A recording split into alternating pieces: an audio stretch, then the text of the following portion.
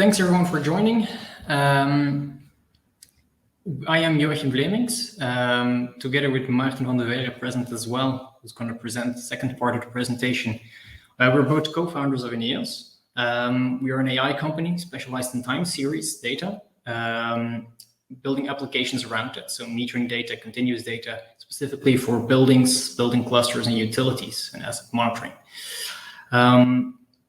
That's really our core focus, and we really want to focus on those technologies, which is exactly why the marketplace approach that Opinum has is a great fit, because they also focus on what they're good at. They want to be a great platform for data within energy, within buildings, build space, water management, and they open up a marketplace so external parties can enter that are specializing in things they don't do. So that's a great fit between both. So the presentation is going to be first a short overview of what the marketplace is. I think it was already touched upon by Loic earlier today. Then very short, what does Eneos do? And then more importantly, some practical examples of analytics of Eneos that are integrated within the Opinum marketplace. So what's possible and how do we integrate, and how do you use these analytics within the Opinum DataHub? So let's get going with the beginning. Just a small important note.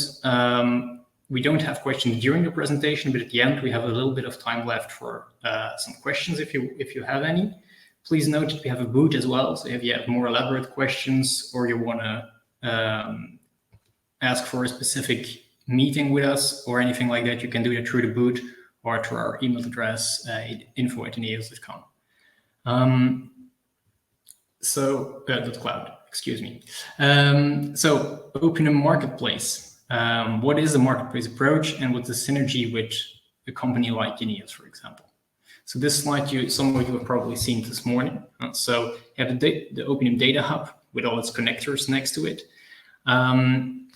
which is a great platform for storing data, collecting data, visualizing data, and entering all your applications in one place.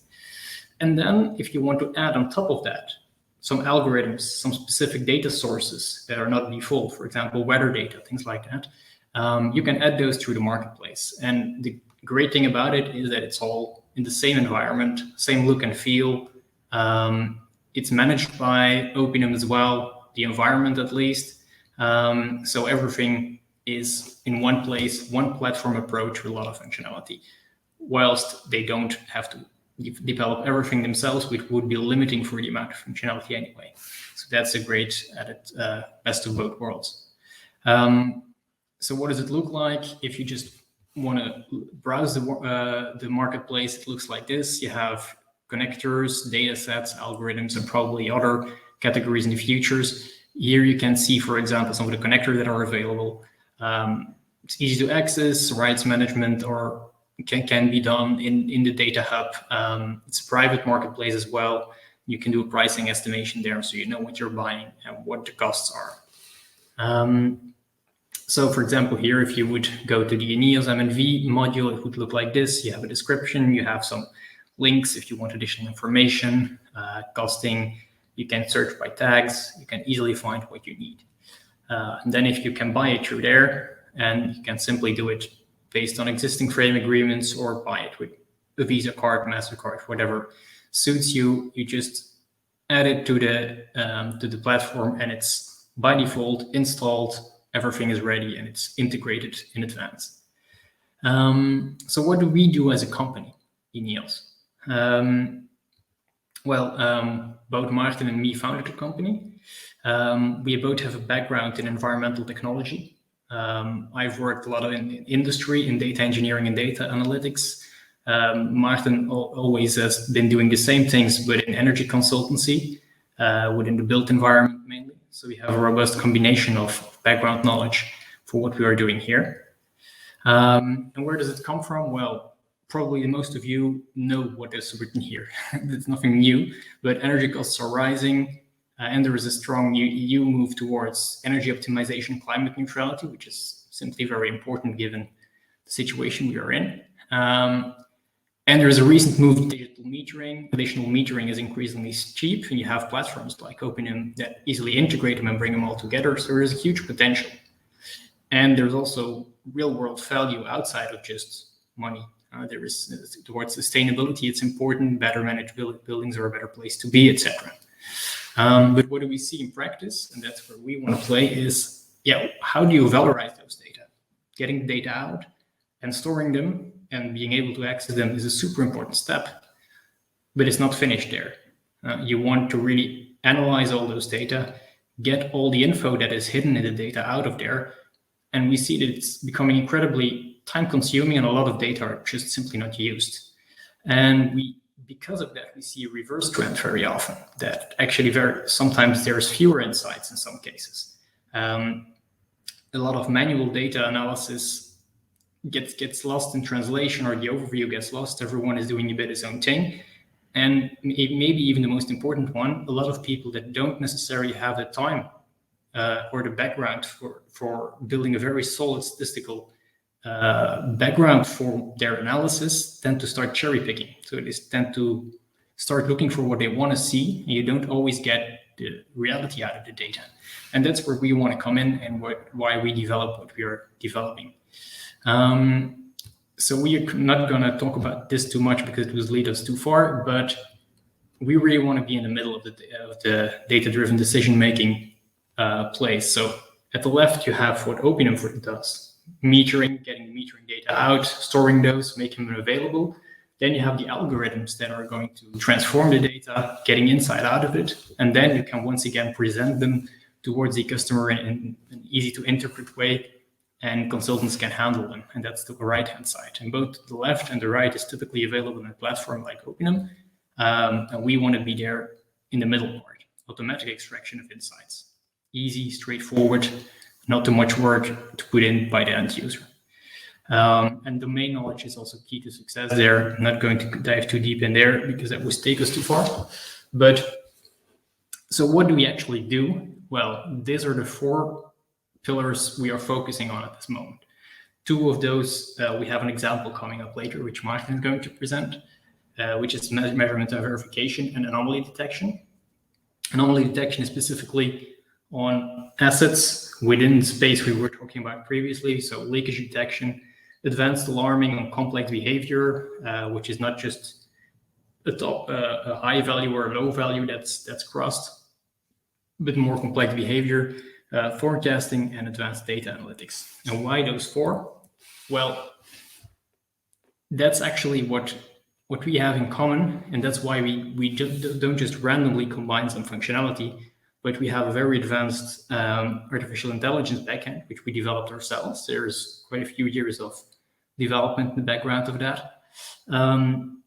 It's 100% self-learning. There's no manual input needed, just data. There is quite a few benchmarks, for example, the EVO benchmark, in which we are the best in the world at this moment. So let us prove we are the best. Let us compare to whatever you have. We are not afraid to show what we can do. And we just model asset behavior 100% automatically. And then the applications, the 4 logos you see there, are built around this, building a workflow and specific layers on top to be able to perform those. So I'll hand over the mic to Maarten now, who's going to explain measurement and verification. Thank you, Joachim, for this nice introduction of both Eneos and, of course, also the marketplace of Openem. Now I'm going to talk a bit more about measurement and verification, which is a key technology to track energy savings after implementing any energy conservation measure you can think of. It's not only used to track energy savings after implementing energy conservation measures, but also to follow up the energy performance of any assets you can think of. Why is this so important? Oftenly, when implementing an energy conservation measure, we always do a lot of calculations before implementing it. We know or have at least an idea how much energy we will save, but we never or almost never track the really realized energy saving after implementing it. So in general, we have no clue or no idea what really happened. We also don't know if the persistence of the energy conservation measure is there. So if the performance is not only well in the beginning, but is keeping well over time. It's an essential step of of any energy management system, for instance, also ISO 50001, but it's often overlooked. So what's happening inside of measurement and verification? We're always going to compare two periods with each other, the reference period and the reporting period. And it can mean that we, for instance, like that will be the period before implementing energy conservation measure and after implementing it. So we can see what the impact is of the energy conservation measure, but we can also use it and apply it to compare, for instance, two different years.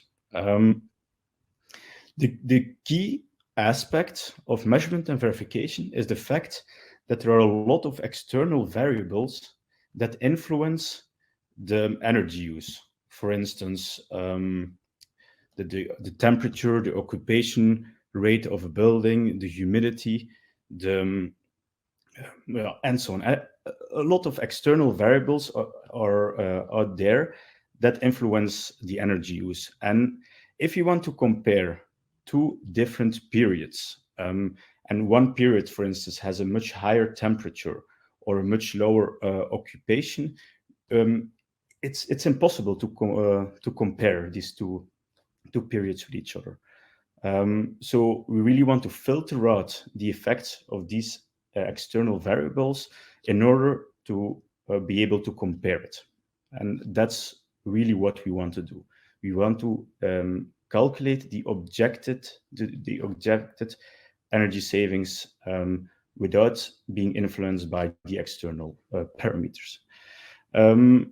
There is an international recognized quality framework built around measurement and verification, which is great because it creates more confidence in the end result, and it's also easier to communicate around it. The quality framework is called IPMVP. I guess a lot of you guys will know it, and our product is also fully compliant with it. Like I said before, measurement and verification is an essential part of energy management. And in the next slide, I will explain you a bit why. Energy management, and ISO 50001 also, is built upon the plan, do, check, act cycle, the continuous improvement cycle that I guess almost everybody knows, where we always going to start with a plan. We have to plan how to improve our assets and our buildings, how we can increase the energy efficiency and reduce the CO2 emissions at the end. So we make a plan where we decide which energy conservation measures and which renewable energy measures we're going to implement. Then we also calculate how much savings we're going to reach and which targets we are aiming for. After implementing the measures in the do part, we have to we come to the third part of the plan, do, check, act cycle, where we have to evaluate the performance. And this is where measurement and verification plays its crucial role. The only way to evaluate executed energy conservation measure is via measurement and verification. So it is essential in implementing any energy management and in just like applying a good practice when improving the energy efficiency of our assets. In the next slide here, I want to give you an example to illustrate the importance of measurement and verification. Before you see the annual gas use of a building, where you can see that in 2019 there was a slight decrease of the gas use compared to 2018, and in 2020 we saw a similar effect. This is great because we were implementing some energy conservation measures there. And when we see these results, yeah, we're quite happy about it.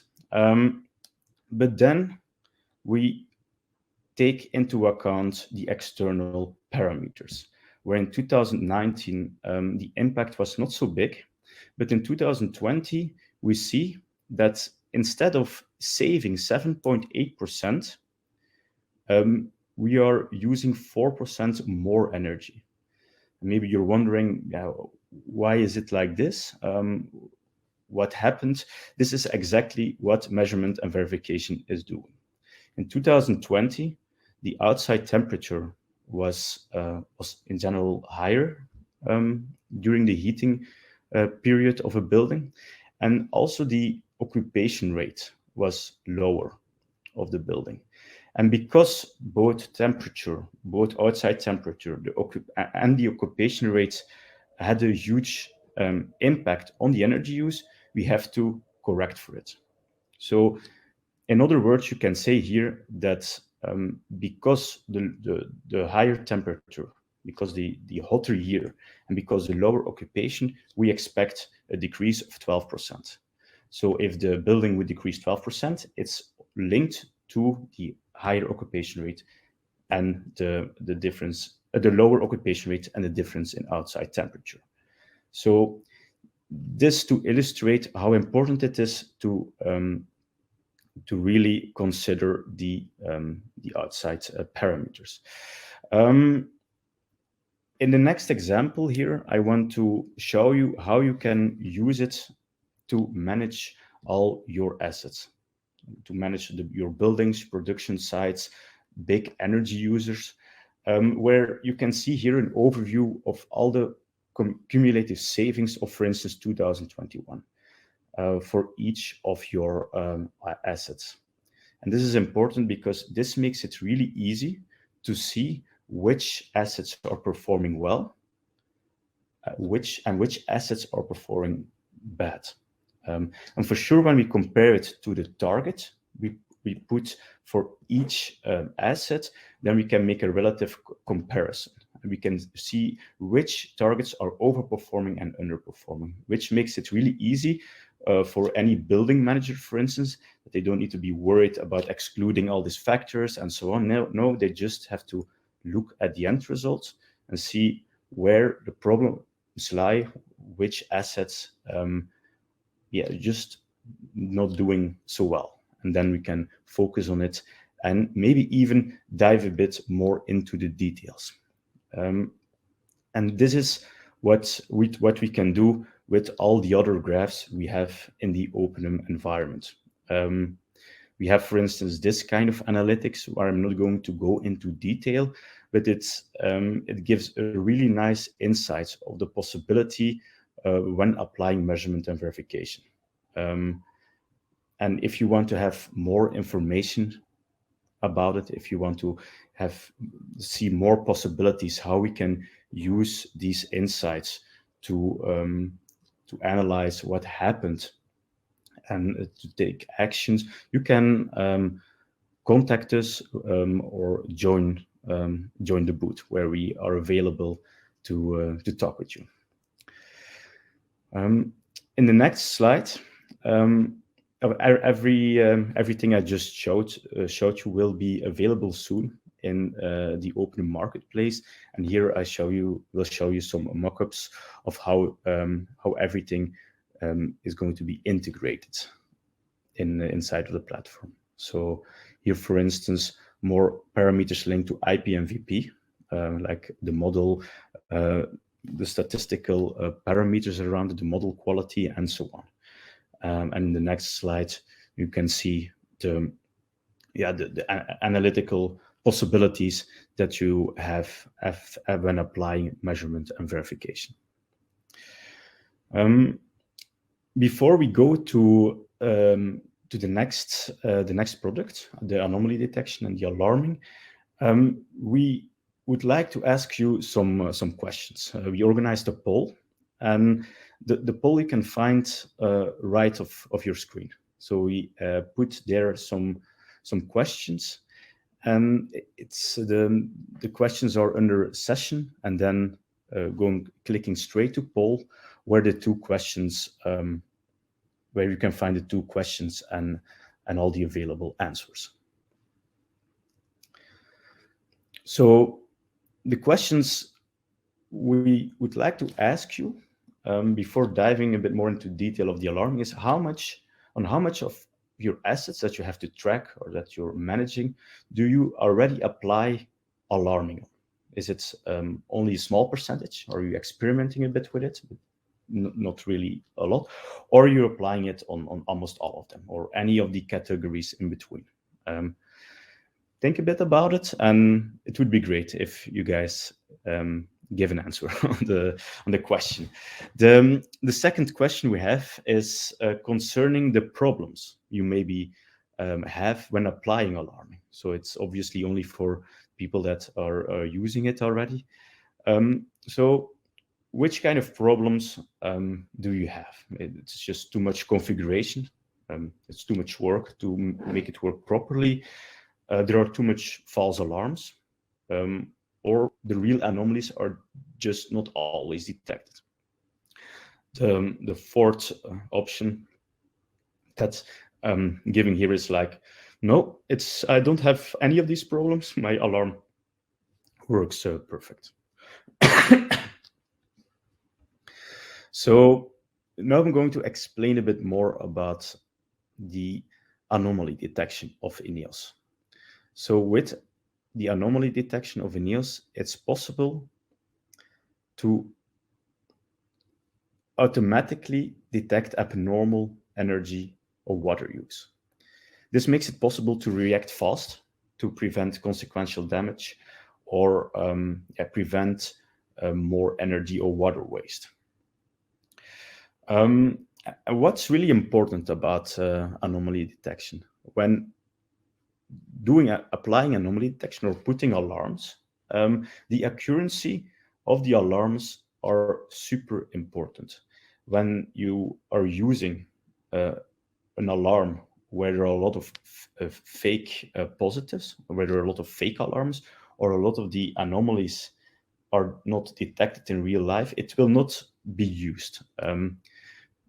Because we will never know for sure if it's a real alarm, if it matters or not. And that's where we come into play. We at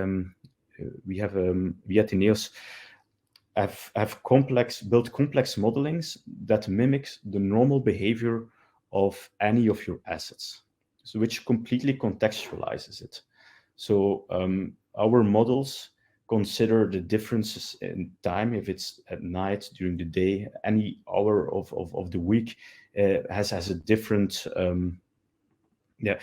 has a different pattern behind it, and of course also the external variables that impact the energy or the water use.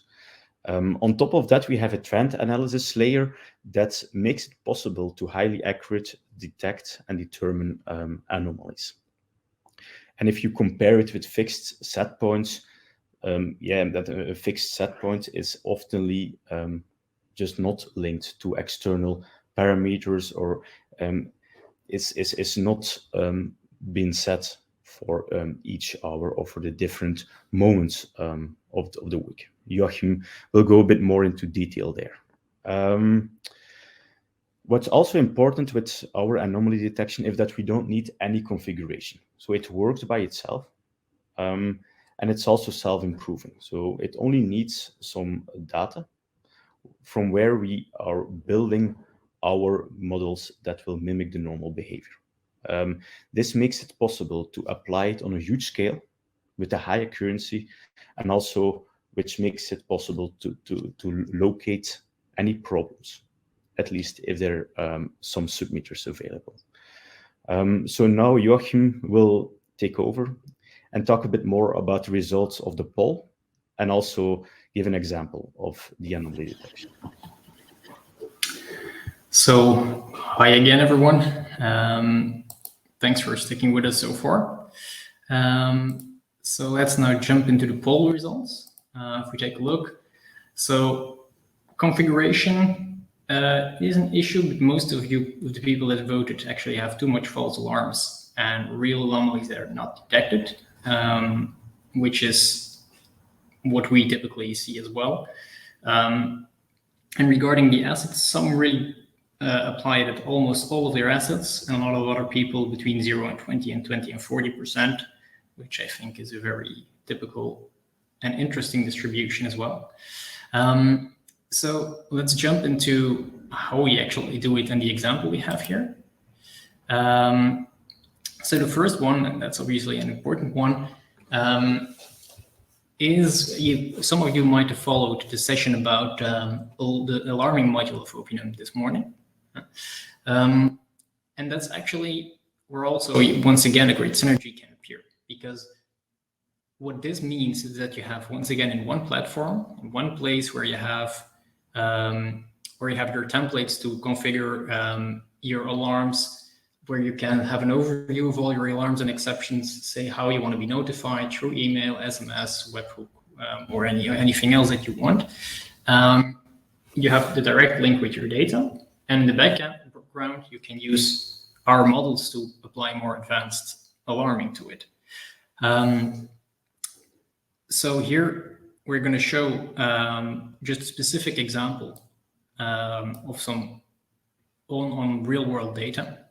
So what you can see here on the graph is, on the bottom, you see actually the actual water use, cubes per hour, which kind of shows just a pattern going up and down. And if you would only see that without the blue data, you wouldn't really see a specific orientation or place it's going. If you would place a threshold on relatively often occurring amounts that are used, you just would have a lot of false alarms. If you put it just a little bit higher, not even a standard deviation out of the normal distribution, well, you would already not detect anything. You would have no leakages detected. And in both cases, it would be incorrect anyway, also if you set it somewhere in between. So what you see in blue, that's actually the cumulative water savings over the normalized AI-based model. So that's our model in the background that is going to model the normal usage in all of its different contexts and see how much it's used, compare that to the actual usage, and see if that's an over or under usage. And then it accumulates those amounts. So you can actually see that up until the beginning of June, you actually see savings slowly going up. So they're actually doing quite fine. They're actually doing savings projects and things are going well until beginning of June. And there's a leakage that starts. You don't see it in the normal data if you don't have an advanced model, but it slowly first starts eating away all the savings they did in the beginning of the year, and then just starts plunging down, and you see a rather big water loss. And it took 6 months for this leakage to be repaired in this case. So if in this case, this is one of the test cases on which we applied our models, just completely independent without the models knowing anything at all, and any history about it. They also just get the data live moving in as if they were looking at it live. And actually, if we see, well, first of all, if you already see the model-based output in blue, you already see after a while, something's going wrong. But there is a layer on top of that, on top of our own models, which is our specific anomaly detection. Sorry, moved a bit forward, which actually has quite a few pattern analysis parameters going on in the background on top of our own models and combined ways of modeling. And then you can combine those different parameters and seeing what gets the best result or the most indicative results gives a certain scoring of probability of leakage or an anomaly in general. And then once it reaches a certain threshold, we say, okay, something's really off, and you throw an alarm. And in this case, with the threshold set here, we would have detected the leakage a bit more than a week after. And if you would have set it a bit more sensitive, even earlier, and still with high accuracy. So that's a very simple, straightforward example of these data where you just see movements up and down and not really a pattern, into a very straightforward and clear point where you say something's off, there's a leakage there, go and repair it. And that's pretty much what the anomaly detection can do, not only on leakages, but also on other abnormal behavior of assets. That was the example here. So I guess we now have a bit of time for the Q&A. So let's see if anyone posted any questions.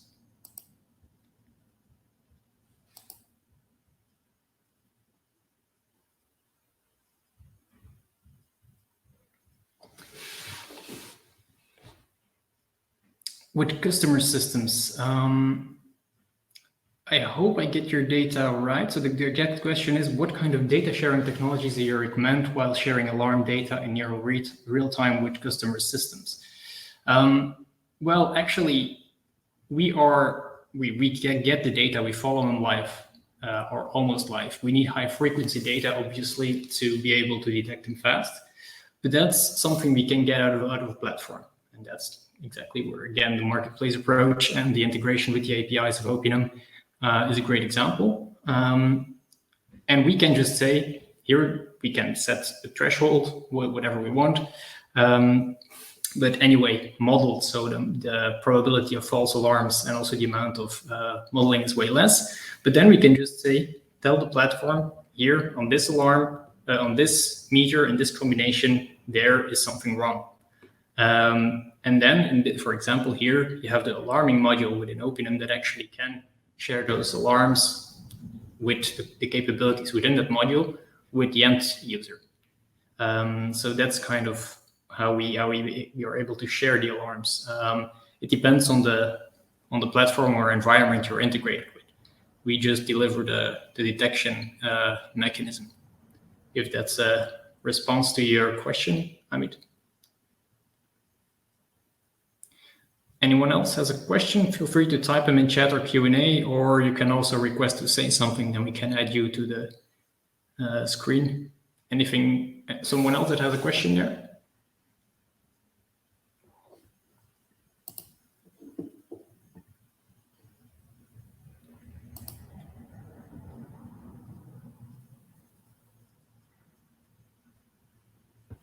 Great. Yeah, Amit just answered that it was an answer, so that's good. Well, if there's no real other questions coming in, we just would invite you to, at 4:30 to join the booth. We will be there. You can ask whatever you want, or through the booth or through info@eneos.cloud. You can always ask for a meeting or specific questions. We'll answer it. We'll be glad to answer you. So it's, yeah, as you wish, feel free to contact us. And thanks for your time and interest.